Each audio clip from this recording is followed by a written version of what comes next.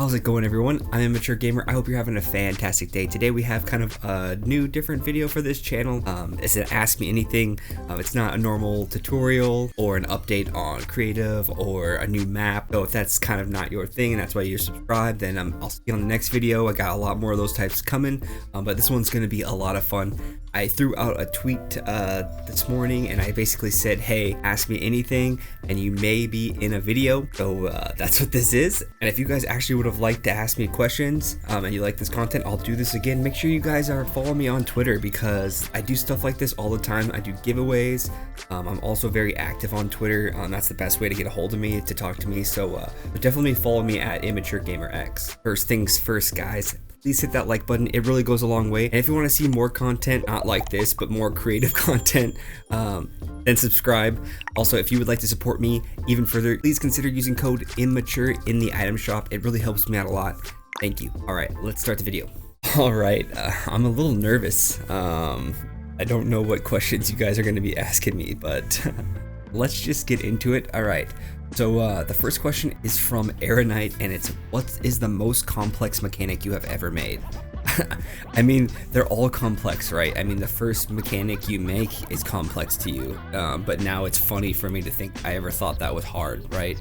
So like making the auto build reset, for instance, I made my first 1v1 I made like 2 years ago, had a music sequencer that someone hit and it played like a countdown. You know, I thought that was I thought that was pretty hard at the time, but honestly I think after everything, probably the double elimination box fight and the auto advancement mechanic in that one is very complex. When I did that, we had, I don't think we even had 100 channels, 75, I forget that the increment we had before that, and it was very tough to do. I mean, it's still tough to do even with 150 channels, but it's a lot easier. But that was probably one of my most complex. There's a bunch of them. Great question though. All right, the next question is from Fortnite. He asked, what's your first thought when Fortnite introduced the toilets and you heard that smooth sound of a fart and you hid in it for a while? Okay, I'm gonna be honest, guys. I don't play a lot of Fortnite, but I actually saw a video of someone talked about it. So I actually ran right into Fortnite to see it, and I had to see if it was actually true. I think I made a little Twitter video about it because it was so funny. Yeah, I was actually like, give me that fart sound in creative. Oh my god, please give me that. That's of course all creators think when we play VR. What? Give me that.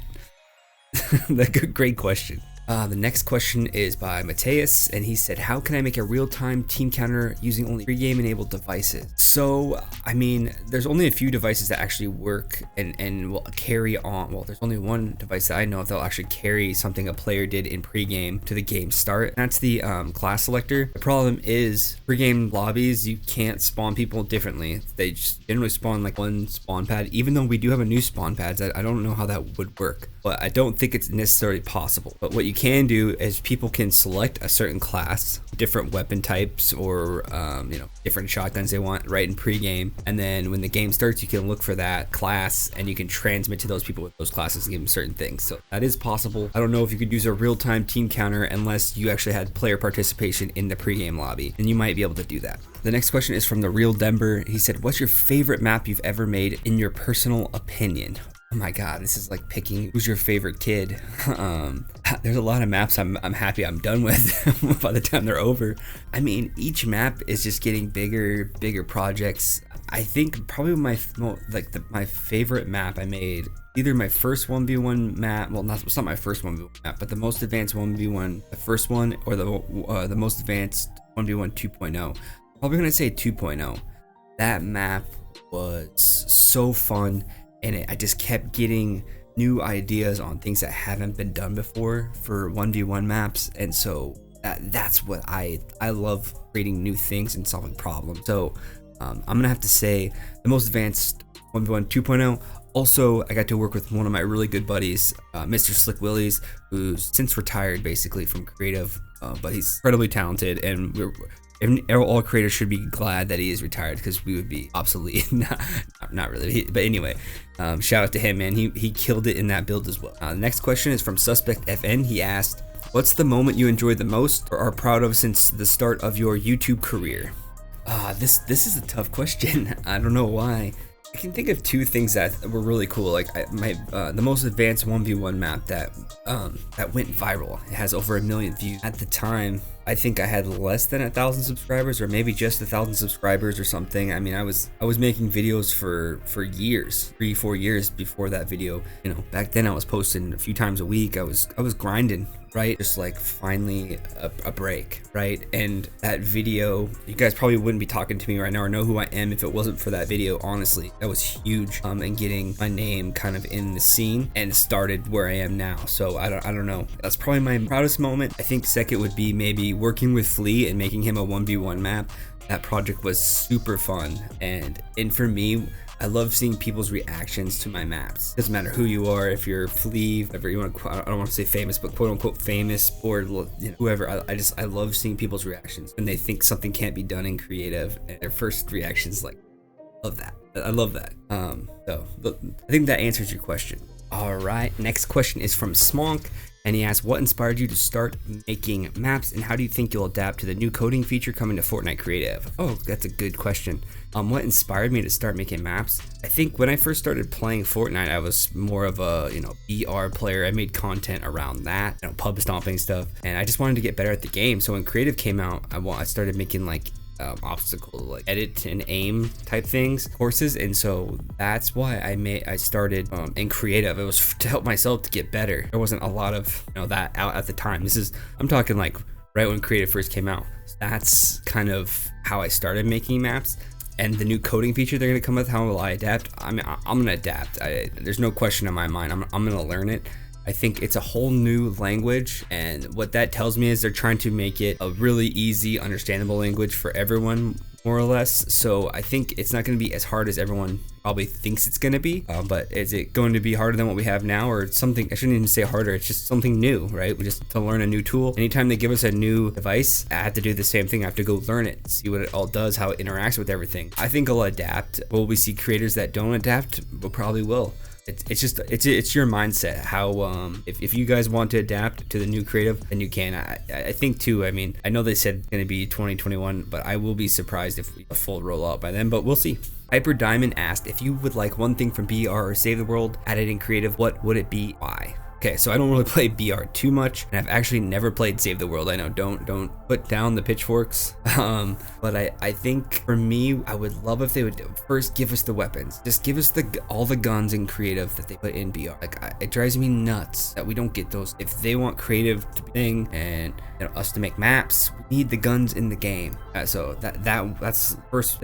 This is a tie, I should say, with the next one, and that's those NPCs or the bots they use in the game. I need those in creative. Oh my, can you imagine the maps you can make if you had those? Yes, that's the number one thing I would love in creative, probably. Next question is from HQ55. What mechanic are you most proud of that you invented? Oh man, again, that's like asking to pick who's your favorite child. I think, I think I mentioned, you know, the bot reset. That was a big one, but I think another big mechanic I created was basically getting a random loadout back in the day, where I put a video up. It's like you had the old item spawners. They're like basically placed, and you couldn't copy paste. You had to edit each one. You had to drop guns in each one. It took forever to do that, and you put them in sequence, and you put like a sheet of ice. You can't even copy ice over. I think they patched that because it messed stuff up, and you'd spawn in and Bumper would hit you and you'd slide across it and you'd pick up all your weapons. And I thought that was such a cool mechanic, and a lot of big creators took that mechanic and it was used by everyone. And then after that, I came up with the upside down method spawners, the new ones. That was really cool mechanic I invented. I think those were I love those. I think recently the high low ground 1v1 mechanic, it's not that one's pretty easy to do, but I knew it was kind of groundbreaking. I knew it was really cool. I think those are the most I'm proud of, right? I can't just pick one. So EpicBot asked, without Fortnite, what do you think you'll be doing? What I would be doing? I would have a 6-pack abs. I would know 3 different languages. What else? I would have 4 degrees. I would have a life. No, I don't know. I'd probably be really into gaming still, but I'd probably be more focused on gaming. I don't know if I'd still be doing YouTube. Who knows what would have happened to my channel if I focused to Fortnite. So I don't know what I would be doing, honestly. But you know, I'm super like impulsive, addictive in a lot of ways. Like if I find something I like to do, I'll dive head first into it. Who's my favorite creator? Maka Mix. Dude is insane. Everything he makes, I'm just like, whoa, the dude's crazy. I'm so lucky and fortunate I've actually worked on projects with him, and I can confirm the dude nasty. L2R2 asked how they got the new mythical charge shotgun. Okay, so that's, some people have glitched in a upgrade bench. They have them in their creative maps, and basically they took the gold shotgun, they put it in, upgraded it to the mythical charge shotgun. That's how they got it. But today they took that gun away, so it's no more. You can't get it. What's your most played map? I mean, Skyfall, Duos, was in LTM, and it was also in matchmaking. So those are my most played map. That's my most played map, obviously. But I think organically most played, I don't know if it was my first most advanced 1v1 2.0 map. That's probably my most played ever.